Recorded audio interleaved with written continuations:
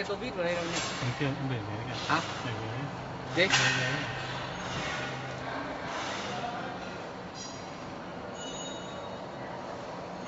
Kia đấy rồi à? Không để ý. Anh vừa để đây mà.